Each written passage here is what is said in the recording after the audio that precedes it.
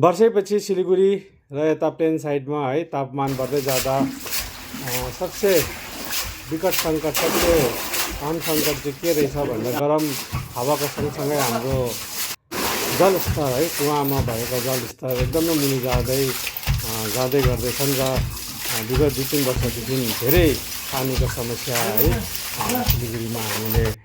देख्ने पाइरहेका छौँ है। हुन त सरकारी जल समय समयमा आइरहेका छ तर पनि आफ्नो कुवातिर जलको स्तर निकै र बोरिङ गर्ने हामीले डिसिसन लियो र यो